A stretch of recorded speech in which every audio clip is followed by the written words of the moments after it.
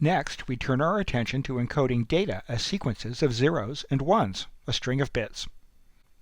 An encoding is an unambiguous mapping between bit strings and the members of the set of data to be encoded. For example, suppose we have a set of 4 symbols, A, B, C, and D, and we want to use bit strings to encode messages constructed of these symbols, for example, ABBA. If we choose to encode the message one character at a time, our encoding would assign a unique bit string to each symbol. Since we have 4 symbols, we might choose a unique 2-bit string for each. A could be 00, B 01, C 10, and D 11. This would be called a fixed length encoding, since the bit strings used to represent the symbols all have the same length. The encoding for the message ABBA would be 00010100, and we can run the process backwards. Given a bit string and the encoding key, we can look up the next bits in the bit string, using the key to determine the symbol they represent. 00 would be decoded as A, 01 as B, and so on. We can also use bit strings of different lengths to encode symbols. This is called a variable length encoding. So A could be 01, B 1, C 000, and D 001.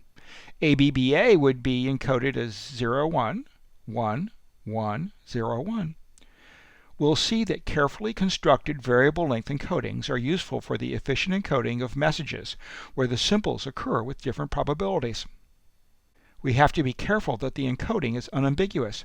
Suppose we had decided to encode A as 0, B as 1, C as 10, and D as 11. The encoding for ABBA would be 0, 1, 1, 0.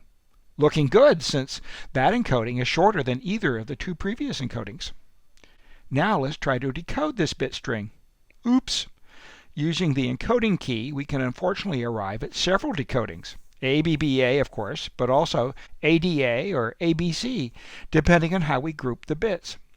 This attempt at specifying an encoding has failed since the message cannot be interpreted unambiguously. Graphically, we can represent an unambiguous encoding as a binary tree, labeling the branches from each tree node with 0 and 1, placing the symbols to be encoded as the leaves of the tree.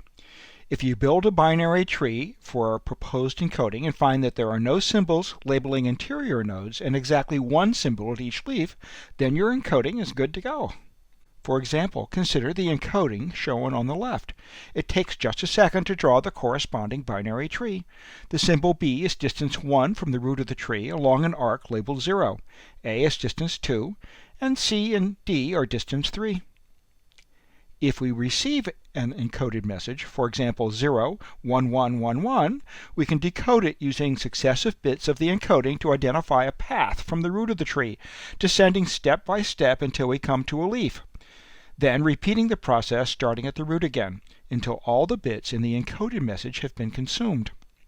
So, the message from the sheep is, 0 takes us from the root to the leaf B, which is our first decoded symbol. Then 11 takes us to A, and the next 11 results in a second A.